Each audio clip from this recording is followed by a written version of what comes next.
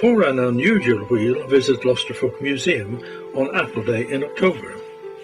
Here one sees possibly the first type of material used by men in wheel making. Today it is being put to good use in cider production. Stone wheels would not be suitable for this vintage Dakota, nor for this modern passenger plane preparing to take off at Staverton Airport. Their wheels are designed to the highest technical specification, enabling them to withstand fast acceleration and sometimes hard landings.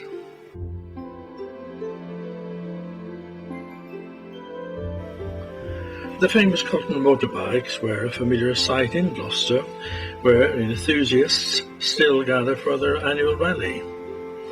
One wonders how far they have travelled in their lifetime and the speeds obtained on occasions.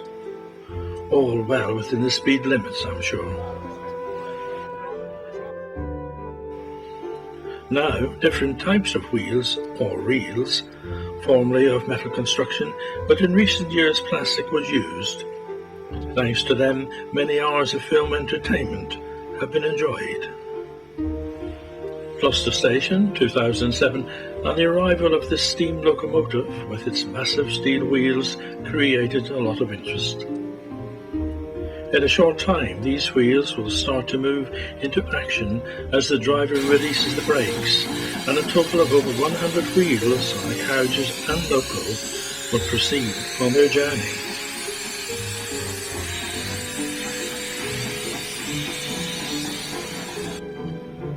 The Gloucester Sharpness Canal and the Oliver Cromwell edges its way along with its load of councillors and dignitaries for the opening of the new swing bridge. As for wheels, it's thanks to the paddle wheel that the boat moves along, and in so doing creates an image of the American Deep South and the Mississippi River.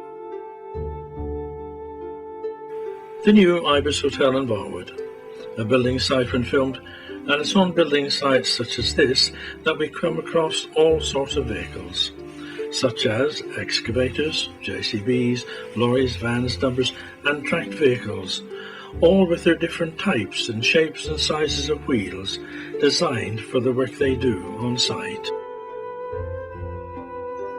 On a wedding day, only the best of transport will do, and this stretch limo, with its seemingly small squat tires, transports the bride and her bridesmaids to the church.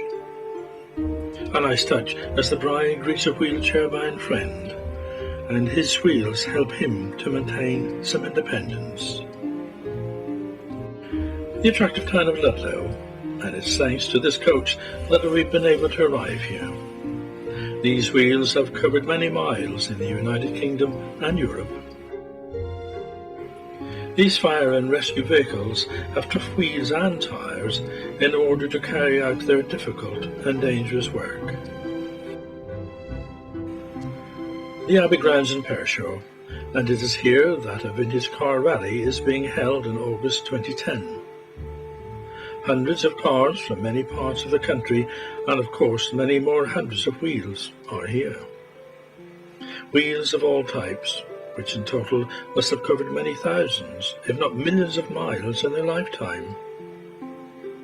The cars here are just a very small percentage of the many millions of vehicles driven daily on our roads. Millions of vehicles multiplied by 4 indicates the number of wheels turning every day on our streets, roads and motorways, carrying people and goods to their destinations. Perhaps we should acknowledge that the discovery of the wheel, which we now take for granted, is one of mankind's greatest assets. But let's not forget the humble bicycle. Ecologically and dog-friendly, what could be better than that? However, finally, for the biggest wheel of all, we have to thank Mr. G.W.G. Ferris, an American engineer, after whom this wheel is named. Wheels like this can now be found all over the world, and this one was resident in Gloucester Docks in 2009. And perhaps it's a fitting place where we end this film on wheels.